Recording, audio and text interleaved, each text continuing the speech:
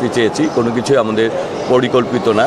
আমার মনে হয় যে আমি আসার আগে 1 ঘন্টা আগেও আপনারা কেউ জানতেন না যে আমি এখানে আসব। আর এখানে যাত্রীদের ট্রেনে ওই জায়গাটা আমি হেঁটে হেঁটে যাচ্ছিলাম, কিন্তু আমার জন্য ট্রেন সময় বিলম্ব করবে বা আমি আটকে রাখবে সেটিও যেমন আসলে কাঙ্ক্ষিত না। আর এরপরেও যাত্রীদের চলে যাওয়ার পরে আমি এই ব্যাপারে যারা আমাদের কর্মকর্তা তাদেরকে বলেছি যে এইরকম পরিস্থিতি যাতে না হয় সেদিকে লক্ষ্য রাখতে। আর দুটি ট্রেন নিয়ে একতা এবং নীলসাগর যেহেতু সময় শিডিউল বিপর্যয় ঘটেছে, সেই ক্ষেত্রে কিছুটা পরিবেশ আসলে কিছুটা নষ্ট হয়েছে। তা আমরা এই ব্যাপারে আপনাদের থেকে আসলে আমরা সব কিছু অনেক কিছু আমরা জানতে পারি এবং আপনাদের প্রশ্নের মাধ্যমেই আমরা আরও নিজেদেরকে সচেষ্ট করতে পারি এবং আমরা আরও সতর্ক হতে পারি। যাত্রী কল্যাণ সমিতি থেকে একটি রিসার্চ করা হয়েছে, নিউজ হয়েছে যে ভাড়া 2 গুণ 3 গুণের মতো নেওয়া হচ্ছে, এটা ইতিহাস নাকি ব্রেক হয়েছে। আপনারা কি এরকম অভিযোগ পেয়েছেন কিনা বিভিন্ন জায়গায়? এই বিষয়টা নিয়ে আপনাদের অবস্থানটা কোথায়? এখন ব্যাপারটা হচ্ছে যে আপনারা এখানে রয়েছেন, আপনারা এই স্টেশনে আপনারা নিউজ কভার করছেন, আপনারা নিজেরও জানেন যে ভাড়া 2 গুণ 3 গুণ নেওয়া হচ্ছে কিনা।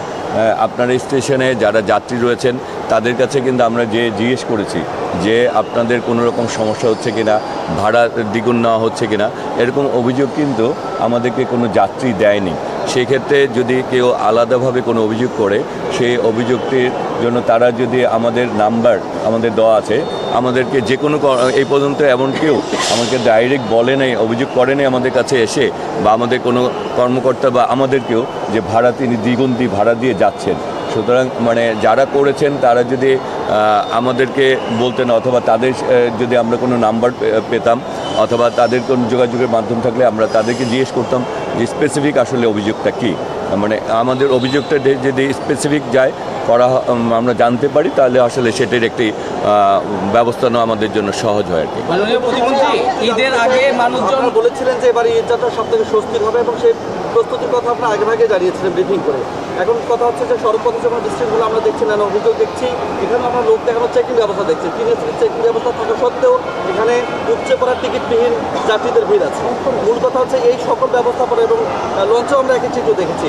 তাহলে সরকার কি এবার ব্যবস্থাপনায় ব্যর্থ হলো কিনা? গত বছরের তুলনায় এবার খুব খারাপ গেল, তাহলে কি আপনারা ব্যর্থ হলেন? এখন ব্যাপারটি হচ্ছে যে এবার আমরা ব্যর্থ না সফল, এটি আপনার ট্রেন যাওয়া এবং যাত্রীরা যাবে এবং আসবে, এই দুটি যাওয়া এবং আসা এই দুটি ঘটনা ঘটার যাত্রীরা যাচ্ছে এখন, আবার যাত্রীরা আসবেন। সুতরাং দুটি ঘটনায় যদি নিরাপদ বিচ্ছিন্ন হয় তাহলে এবং এটি আমাদের টোটাল যে যাত্রী পরিবহন তার তুলনায় আমাদের কয়েকটি দুর্ঘটনা ঘটেছে এবং সেই দুর্ঘটনাটি কতটুকু কর্তৃপক্ষের দায়িত্বের কারণে আমরা দেখেছি যে ট্রেনের যে ঘটনাটি ঘটেছে সেই ক্ষেত্রে কিন্তু 2 জনের অবহেলা ছিল। সেই একটা হচ্ছে যে ড্রাইভার ছিল তাকে কিন্তু আগেই সতর্ক করা হয়েছিল যে এখানে লাল পতাকা, তারপরেও সে সতর্ক না হয়ে এই কাজটির সাথে এবং তার বিরুদ্ধে কিন্তু ব্যবস্থা গ্রহণ করা হয়েছে। আল্লাহ রহমত যে আসলে সেখানে বড় কোনো দুর্ঘটনা ঘটেনি।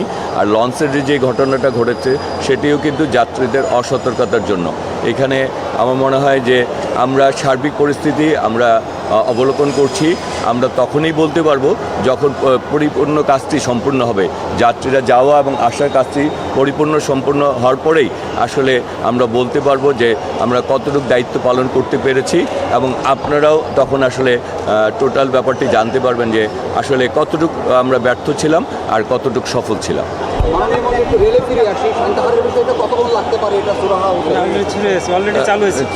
সান্তাহার অলরেডি চালু হয়েছে। আমরা বিকল্প শিপমেন্টের আমরাও কিন্তু কিছু সান্তাহার অলরেডি চালু হয়েছে। হ্যাঁ, আমরা বাকিগুলিও সব চালু হচ্ছে, শুধু একতাটাও আর 3-4 ঘন্টার মধ্যে একতাও চালু হয়ে যাবে।